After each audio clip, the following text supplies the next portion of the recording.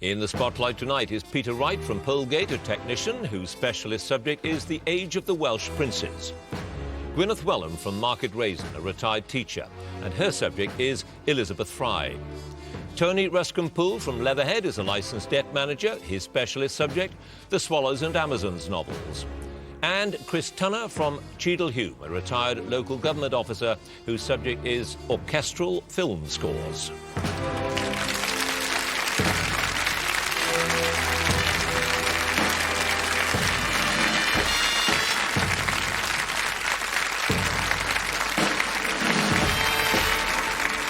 Hello, I'm John Humphreys and welcome to Mastermind, the contest where we find out if our contenders know their Einsteins from their Eisensteins, their Mozarts from their pop art. 2 rounds of questions. The first 2 minutes on their specialist subjects and then another 2 minutes on general knowledge. And the winner of this contest will go through to the next round and maybe the final itself. So let's have our first contender, please.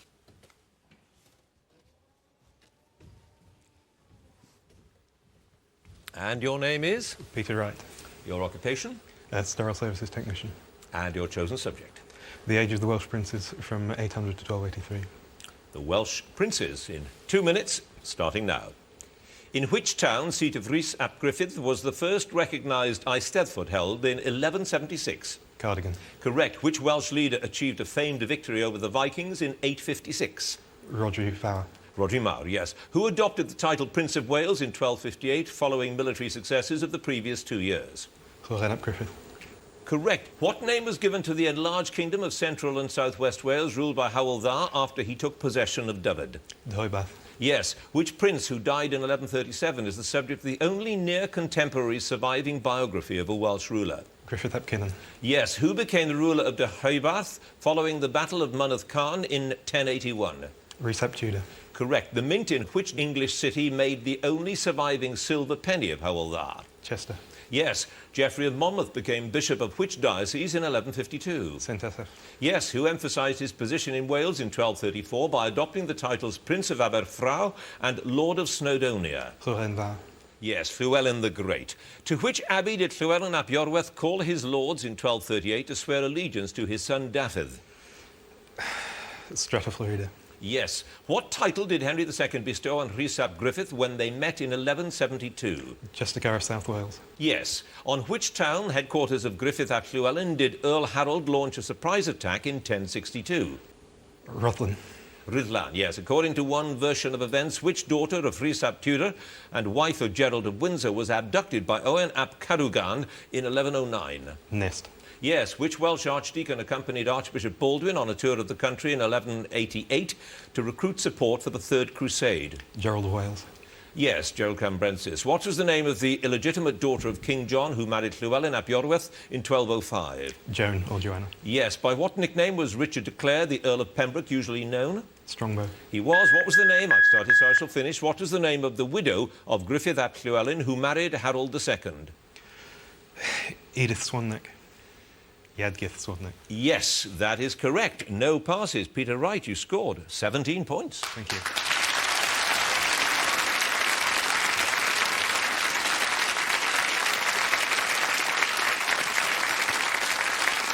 And our next contender, please.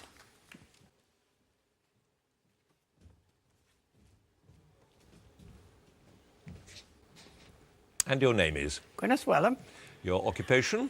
retired teacher. And your chosen subject? Elizabeth Fry. Elizabeth Fry, in 2 minutes, starting now. Around 1785, the young Elizabeth and her family moved to which house outside Norwich? Earlham.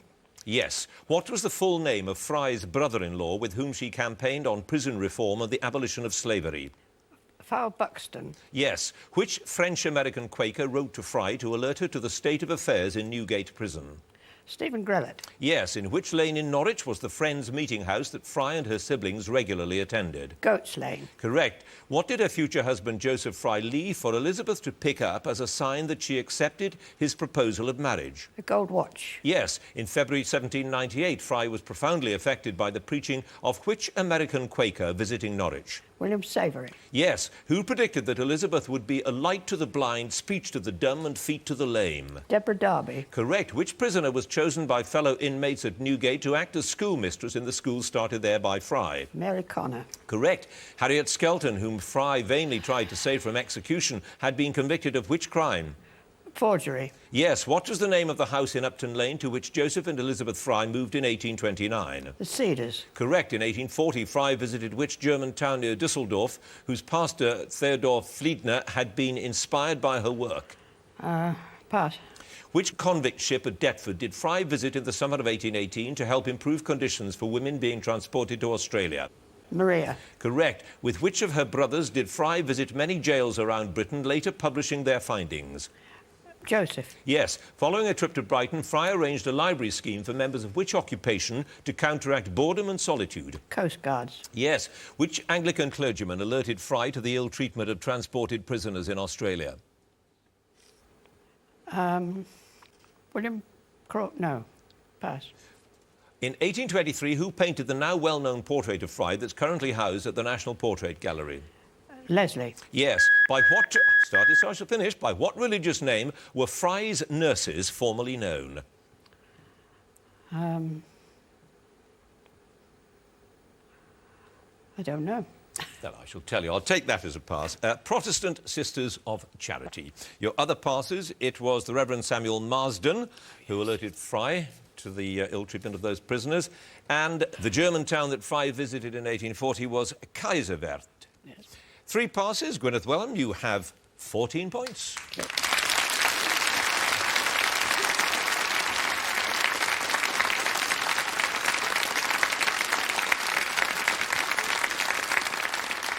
And our next contender, please.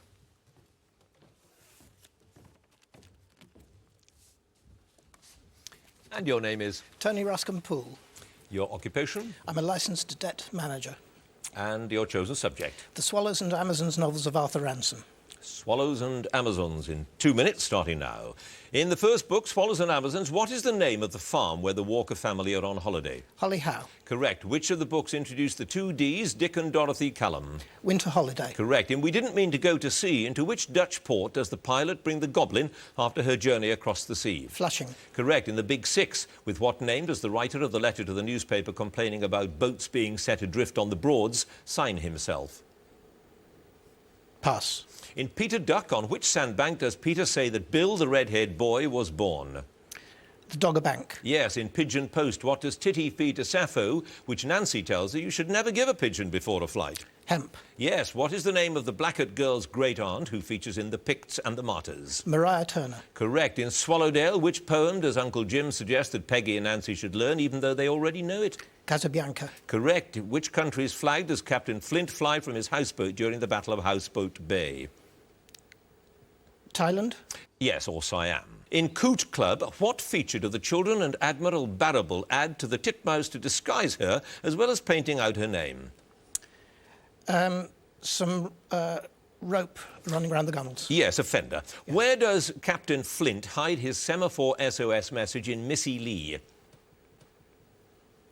Pass. Which of the books centres on Dick's efforts to stop an egg collector and to protect an extremely rare pair of birds? Great Northern. Correct. In Secret Water, what name does Titty give to the low marshy islands to the west of Mastodon Island, because they are all swamp, nowhere to land? Pass.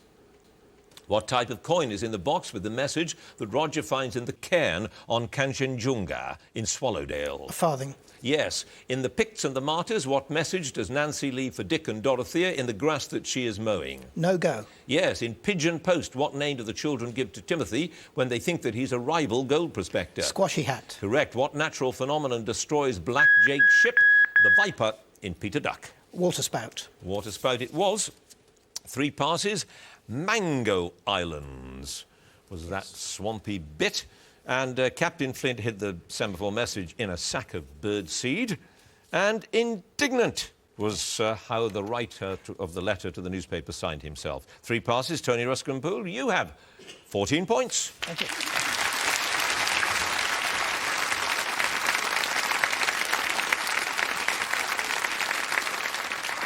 And our final contender, please.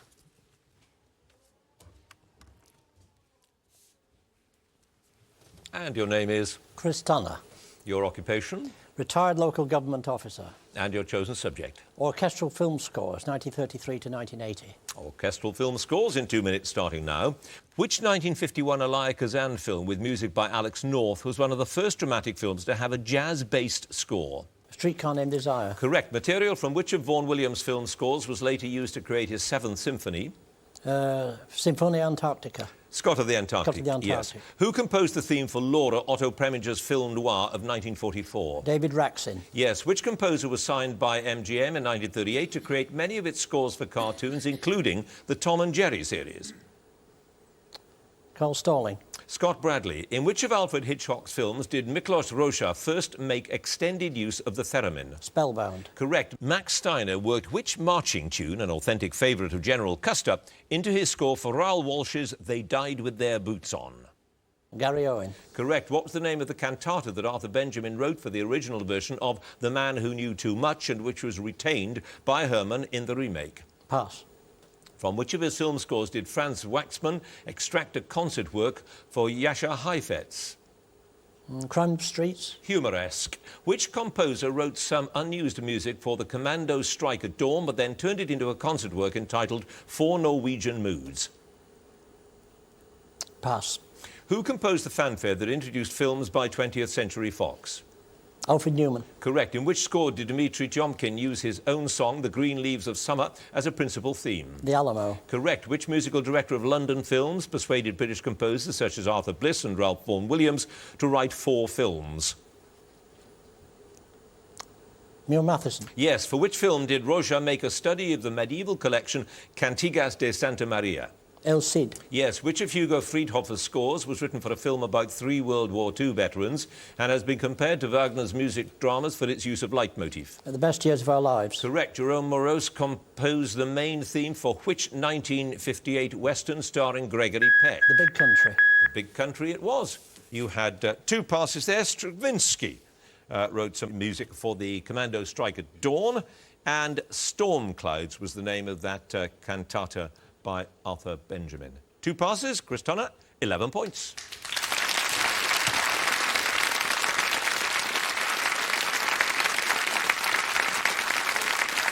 And that brings us to the end of our first rather high-scoring round, so let's have a look at the scores. In 4th place with 11 is Chris Tunner. Joint 2nd place with 14 points, Gwyneth Wellham and Tony Ruscombe-Poole. 1st place with 17 points, Peter Wright. So, our round 2, the general knowledge round now. And let me ask Chris Tunner to join us again, if you would, please. And you feel pretty strongly, I gather, about orchestral film scores. You don't incline to the view that we don't really need them anymore now. They're all done with pop songs and computerised this, that and the other. Well, pop songs, it's not really music as such. They're just pop songs. And for them to masquerade as soundtracks, instead of having a proper symphonic score, which is what they usually do, I don't think it's right at all. The film score is hugely important, isn't it? I mean, when you think of some movies Well, yes, without the score. It enhances mood, it appeals to the viewer subliminally, and it makes him feel emotions which are not always apparent in the script. Right, 11 points with film scores. Let's see how you do with general knowledge. 2 minutes. Which celebrated English woman was named after the Italian city in which she was born in 1820? Florence Nightingale. Yes, which Australian took 167 English wickets in his Test career, the most any bowler had taken against another country. Pass. In which folk opera does the gambler's sport in life lure the heroine to New York? Pass. Who wrote the spy trilogy Game, Set and Match? Len Dayton. Yes, in architecture, what word is used to describe the intricate stonework pattern found especially in the upper part of windows? Pass. Which garden flower can be classified in groups such as cactus, semi-cactus and pom-pom? Succulent. Dahlia. In which country did Princess Elizabeth hear that she had become queen following the death of her father, King George VI? Kenya. Yes. What was the name of the art critic who married Virginia Woolf's sister Vanessa in 1907 and was a member of the Bloomsbury Group? Pass. Which film actress is best remembered for her role as the scantily clad Jane opposite Johnny Weissmuller's Tarzan? Maureen O'Sullivan. Yes. Which national broadsheet, founded in 1791, is Britain's oldest Sunday newspaper? Sunday Times. Observer. Which British pre-decimal coin had from 1937 a ship on its reverse side? The Halfpenny. Yes, in The Hitchhiker's Guide to the Galaxy. What's the name of the archetypal Englishman with whom Ford Prefect travels through space? Pass. What name is used for the machine invented by Eli Whitney that separates cotton fibres from the seeds? Pass. The flag of which American state features the Union Jack, possibly reflecting its discovery by Captain Cook?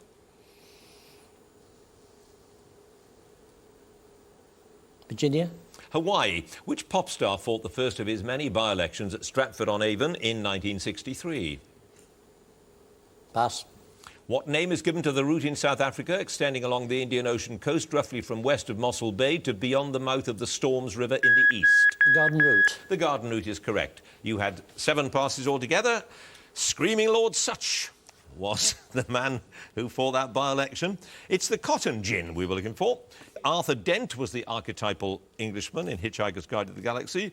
Clive Bell was the art critic who married Virginia Woolf's sister. Tracery is that intricate stonework pattern. Porgy and Bess was the wonderful musical in which Sport in Life played. And Dennis Lilly was the chap who took all those wickets. 7 passes. Chris Turner, a total of 17 points.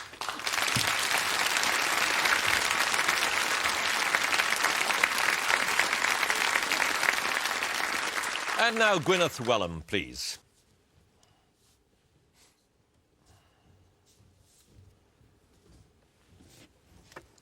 Now, I hope I'll not be giving away secrets or being too rude by asking you your age. I'll be 88 next month. And the reason I mention that is because you're set a record already, however many points you score, because you are the oldest person we have ever had on Mastermind. So congratulations on that. And you've scored terribly well with your knowledge of Elizabeth Fry, who was quite a remarkable woman. A busybody, really, I suppose we call her today. Yes, I think we would. Why? What did she do that was... Well, as a person, she wasn't all that likeable. As I said, she was like a lot of people, you know, who do great things. They're single-minded and they tend to ride roughshod over everybody else. And she did get a lot done, didn't she? She was a great reformer. Yes, she was a great reformer, way ahead of her time in what she did. Right, well, you have 14 points. Let's see how you do with general knowledge. Starting now. The name of which flying dinosaur comes from the Greek for wing and finger? It should be Aladigit or something like that. Pterodactyl. Which bridge across the Thames built by John Rennie between 1811 and 1817 was originally to have been called the Strand Bridge? Whitehall? Waterloo. Which American president was nicknamed Old Hickory?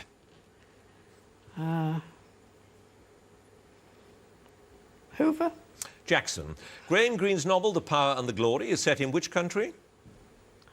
Mexico? Yes. Literally meaning dedication, which Jewish festival is also called the Festival of Lights and takes place around Christmas time?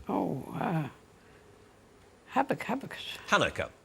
Which is the only living bird to have 2 toes, with the main toe developed almost into a hoof?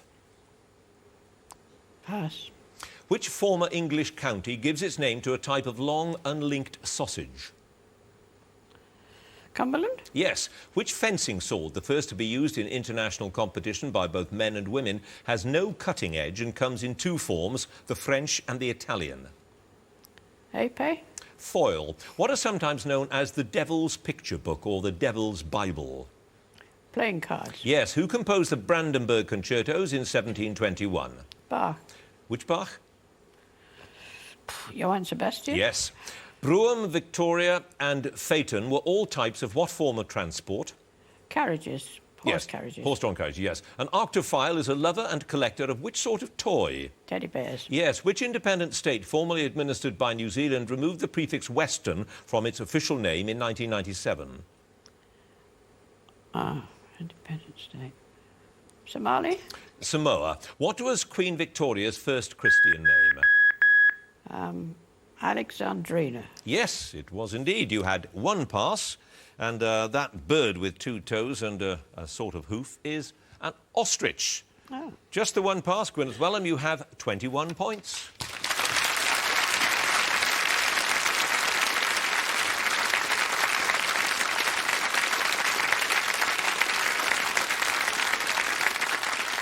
And now Tony Rushcompool, please.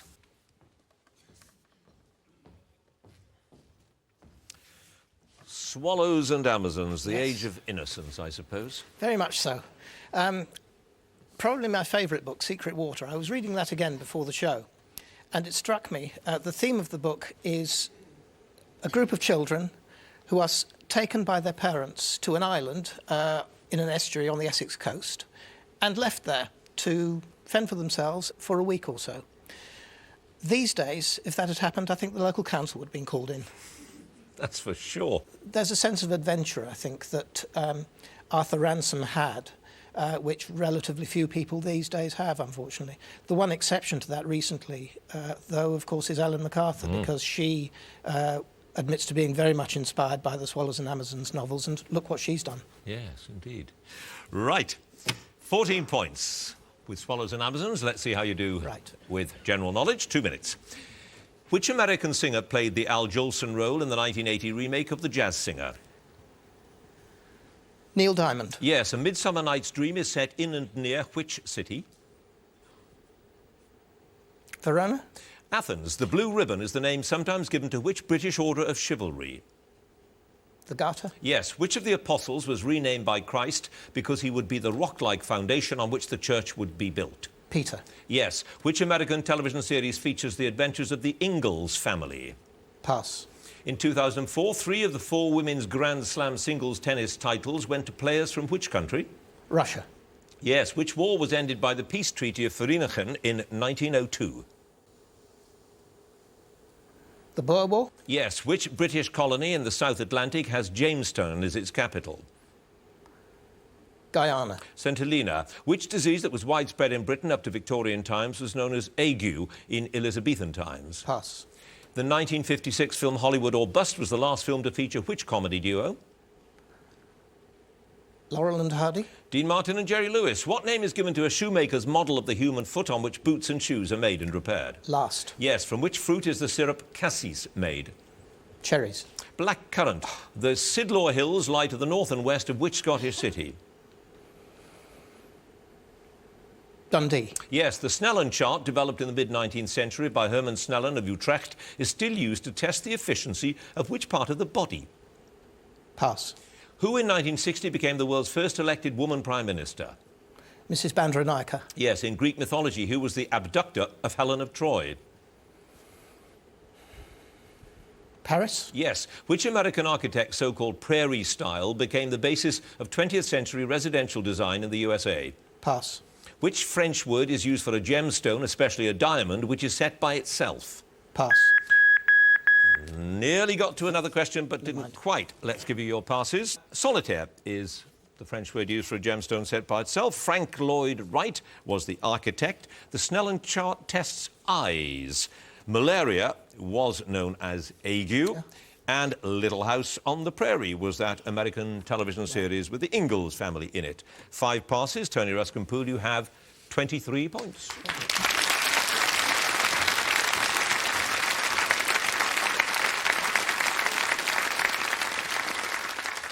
And now Peter Wright, please.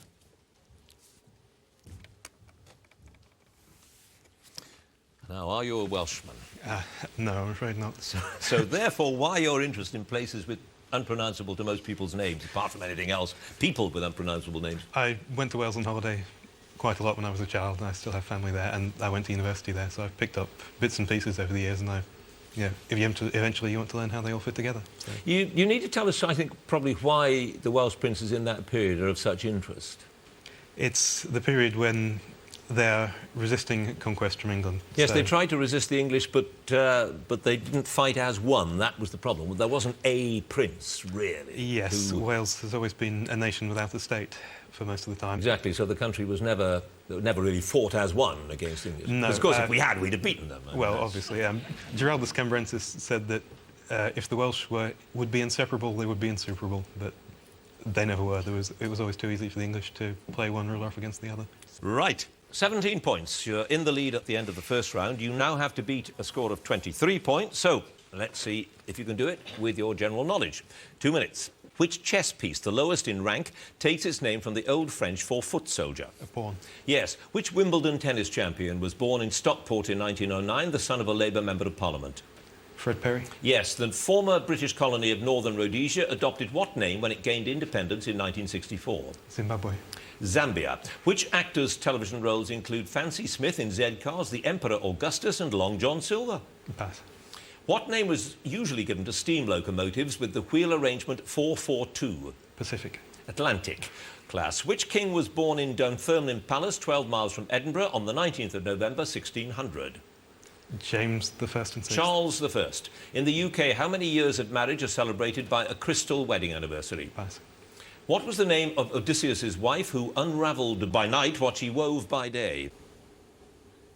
Penelope. Yes. In June 2004, which tragic diarist was honoured in her birthplace of Frankfurt on what would have been her 75th birthday? Anne Frank. Yes. What are the Stanford Binet and the Wechsler tests used to measure? Pass.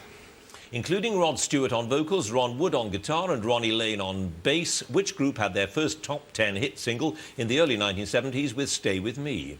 Pass. Which architect's early works include the Chapel of Pembroke College, Cambridge and the Sheldonian Theatre in Oxford? Pass. Which country has the word Suomi on its postage stamps? Finland. Yes. Which research institution founded by the bequest of an English scientist was established by a Congressional Act of 1846 in Washington, D.C.?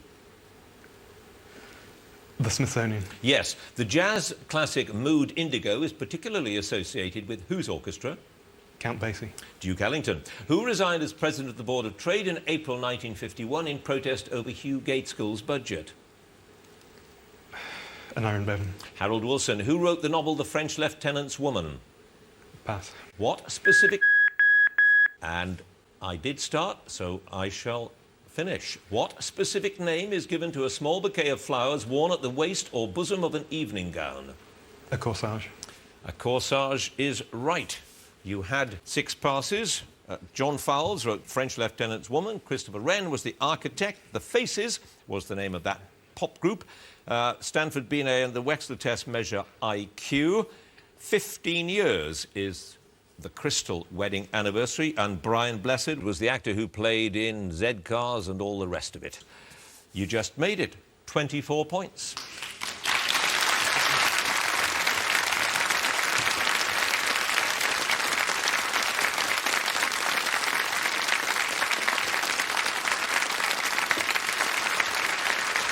Well, what a tight contest, so let's have a look at the scores. In 4th place with 17 points, Chris Tunnup. In 3rd place with 21 points, Gwyneth Wellham. In 2nd place with 23 points, Tony Ruscombe-Poole. In 1st place with 24 points, Peter Wright.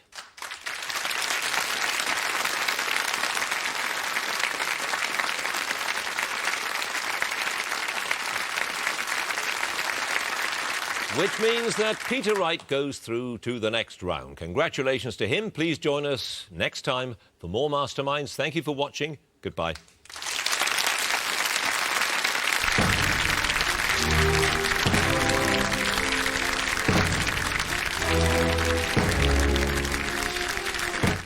On the case to catch a killer, Gillian Anderson stars in our brand new crime thriller, The Fall, starting tonight on BBC Two at 9 o'clock.